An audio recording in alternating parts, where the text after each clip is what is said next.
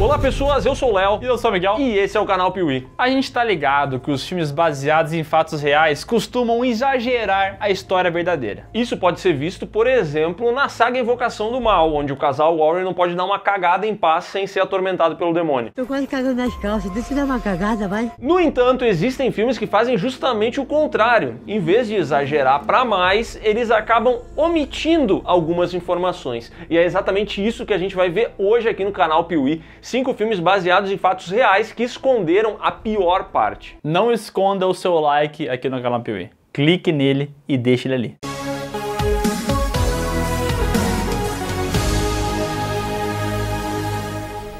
Erin Brockovich, Uma Mulher de Talento, é um filme dos anos 2000 estrelado pela Julia Roberts, que mostra a história de uma mulher que se vê numa batalha judicial contra uma grande empresa. Hi, I'm Saul Goodman. Did you know that you have rights? Tudo começa quando ela vai trabalhar em um escritório de advocacia e decide que ela vai investigar um caso muito misterioso por conta própria. Nesse momento, Erin Brockovich descobre que de fato existe uma empresa largando substâncias altamente nocivas e contaminando a água de uma pequena cidade. E assim transformando todos os habitantes em meta-humanos. Jean Grey. O filme acompanha de uma forma muito instigante todo esse processo, ela buscando as provas, ela conversando com o pessoal que morava naquela localidade, fazendo eles entrarem nessa disputa, darem depoimentos, porque eles tinham que vencer aquela batalha, aquilo ali era um bagulho prejudicial pra eles. E o filme termina de uma forma muito enervante, mostrando a personagem da Julia Roberts vencendo a batalha judicial. Uma história de sucesso, né? Será que é mesmo? Porém, na vida real, nem tudo acabou tão bem assim, porque por mais que esse filme seja realmente muito fiel aos acontecidos, já que lá na comunidade de Hinckley, nos Estados Unidos, de fato, uma empresa jogou substâncias tóxicas na água e tudo mais e terminou tendo que pagar uma indenização multimilionária, no fim das contas, nem tudo deu tão certo assim. Isso porque o processo de contaminação não foi revertido. Anos depois, quando eles foram analisar a água de Hinckley, ainda tinha níveis muito altos de contaminação. E esses impactos não foram apenas ambientais, mas também sociais, já que a população começou a se afastar cada vez mais de Hinckley, que conforme os anos foram passando, se transformou em uma cidade fantasma. Hoje, Hinckley tem menos de 2.000 habitantes, ou seja, é praticamente uma nova Petrópolis. Pô, Nova Petrópolis tem 20 mil, pô. 22 mil. Por enquanto, né? Até eles descobriram que a gente descarta as baterias da câmera aqui no rio da cidade.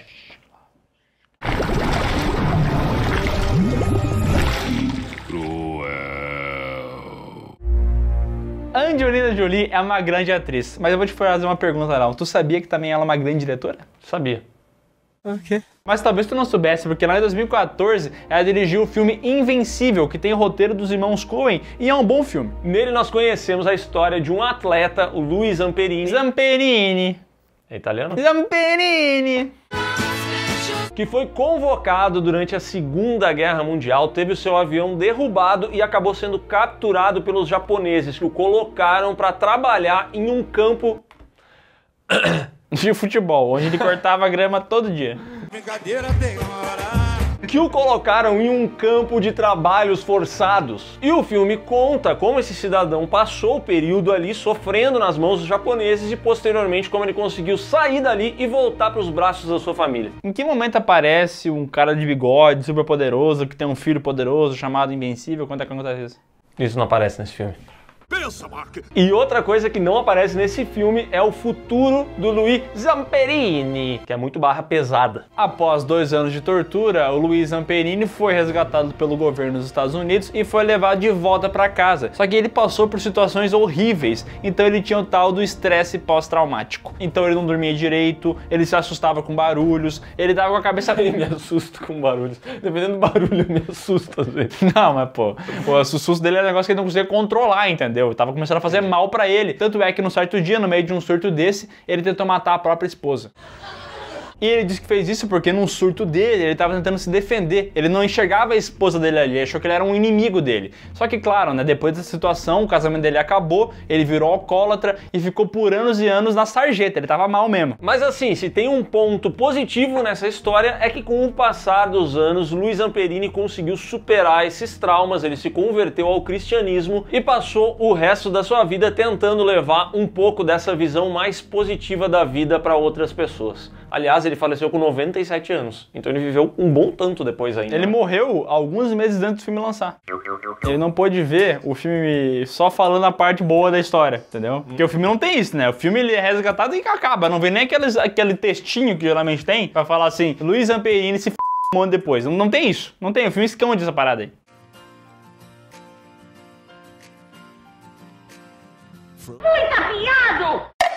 Nada pode ser mais assustador do que um filme baseado em fatos reais. E o maior exemplo disso é o filme 12 Anos de Escravidão. Esse filme conta a história real de Solomon Northup, homem que em 1841 foi sequestrado, aprisionado e, como diz o título, viveu 12 anos de escravidão. No final dessa história, ele conseguiu a sua liberdade. A gente descobre que os detalhes sobre a morte do Solomon são desconhecidos, mas na vida real existem especulações muito mais assustadoras do que o que foi dito ali. Opa, vai parando! No filme nós acompanhamos o personagem do Solomon desde quando ele era violinista até ele passar por todos esses anos de escravidão e toda essa parada muito tensa da vida dele. Só que depois ele consegue escapar, ele vira um dos principais ativistas contra a escravidão e ele move o processo contra os seus captores. Só que o problema disso aí é que na vida real ele perde esse processo. E 4 anos depois disso aí, ele simplesmente desapareceu. Suspeito! Ninguém sabe ao certo o que aconteceu com ele, mas algumas especulações são bastante assustadoras, porque afirmam que ele pode ter sido assassinado, ele pode ter morrido de causa natural, ou pior ainda, ele pode ter sido capturado mais uma vez e ter acabado a sua vida como um escravo. Puta que o pariu, mano. Nada disso é confirmado, são apenas especulações. Provavelmente esse foi o motivo pelo qual o filme nem menciona todos esses fatos, mas é muito assustador isso. É muito assustador pensar que a gente acompanha toda a história desse cidadão e pode ser que ele tenha acabado a sua vida como um escravo. Fogo nos racistas! O Aviador é outro filme baseado em fatos reais que deu muito certo e recebeu críticas muito positivas. O filme foi indicado a 11 Oscars e venceu 5. E é entendível, né? Porque nesse filme quem dirige é o Martin Scorsese e o ator principal é o Leonardo DiCaprio. Tem como dar ruim? Não, né? Não tem como dar errado. No enredo nós acompanhamos a história de Howard Hughes, um produtor de filmes que acabou ali mudando seu ramo de atuação, virou um piloto de aviões, se transformou em um grande empresário e depois teve uma derrocada na sua carreira que foi impressionante e que o Martin Scorsese fez questão de mostrar nos mínimos detalhes. The way of the future. The way of the future. O filme se encerra com o protagonista trancado no banheiro, repetindo compulsoriamente uma frase, mostrando que a condição mental dele já foi pro beleléu, né? Que ele realmente tá muito mal. Só que na vida real, a história foi muito pior. Que desgraça! O Hughes se tornou cada vez mais paranoico, ele tinha mania de perseguição, ele tinha problemas ali com germes, ele ficava se lavando o tempo inteiro e teve um momento da vida dele que ele ficou 4 meses preso dentro de um estúdio assistindo filmes. Praticamente eu e tu, né? Podia facilmente trabalhar aqui com a gente. O terceiro integrante do canal PUB é Howard Hughes. Olá pessoas, eu sou o Léo. E eu sou o Miguel. Eu sou o Leonardo. Só que diferente da gente, ele era Zureta das ideias, por isso ele chegou a assistir 150 vezes em loop o mesmo filme. Velozes e Furiosos Desafio em Tóquio? Eu acho que era o Duende no Espaço. Meu ouro! Obviamente o casamento de Howard Hughes acabou e ele faleceu em 1976 em um estado deplorável, com seu cabelo, sua barba, suas unhas absurdamente gigantes e pesando apenas 41 quilos. Detalhe, Howard Hughes tinha mais de 1,90 m de altura e ele estava pesando 41 quilos. Além disso, existem vários outros detalhes curiosos, especulações, tem muita coisa que dá pra abordar até num segundo filme mostrando esse derradeiro final do personagem. Mas o Martin Scorsese, como é um gênio do cinema, ele resolveu que só essa cena aí dele preso já deixava claro que ele ia ficar zureta, entendeu? Nem precisou mostrar tudo. Cinema! Esse último filme da lista costuma causar uma certa polêmica, porque ele trata da história de um homem que é amado por muitos e odiado por outros. Estamos falando de Steve Jobs e do filme Jobs, que conta a história desse cidadão e foi lançado em 2013. No enredo a gente vai ver como o Ashton Kutcher, dirigido pelo Joshua Stern, mostram como que o Steve Jobs saiu lá da sua garagenzinha até criar simplesmente a maior empresa de todos os tempos do universo.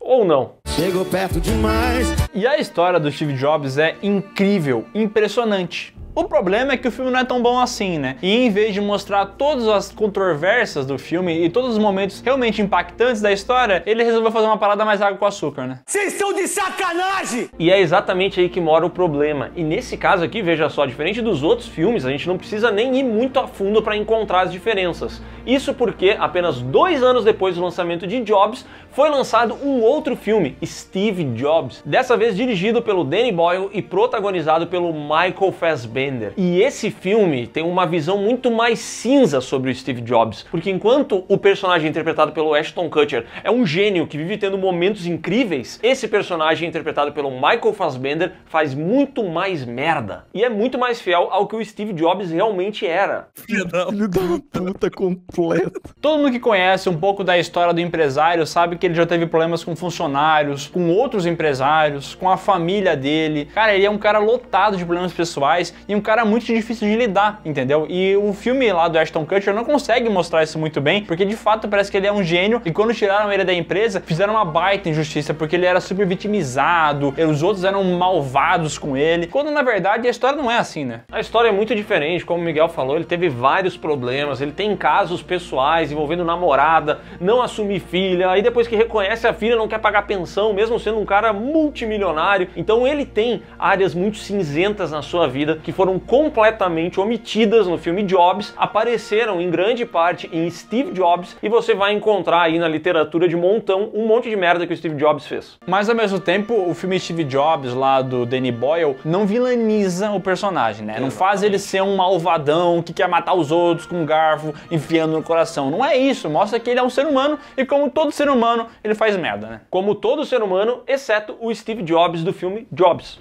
que você não deve assistir, porque é muito ruim. Então é isso, pessoal. Se você gostou desse vídeo, dá um like aqui embaixo, se inscreve no canal, marca o sininho e comenta o que você acha desses filmes que a gente citou e se tem outros casos interessantes desse mesmo tipo. E não se esquece de conferir aqui na descrição do vídeo os links para as nossas redes sociais e para o PeeWeeCast, o podcast do canal Piuí, que tem episódio falando sobre filmes baseados em fatos reais. E também tem um de filmes que mentiram sobre fatos históricos, medievais, um monte de coisa. Esse podcast é muito bom, cara. E ele não omite as coisas.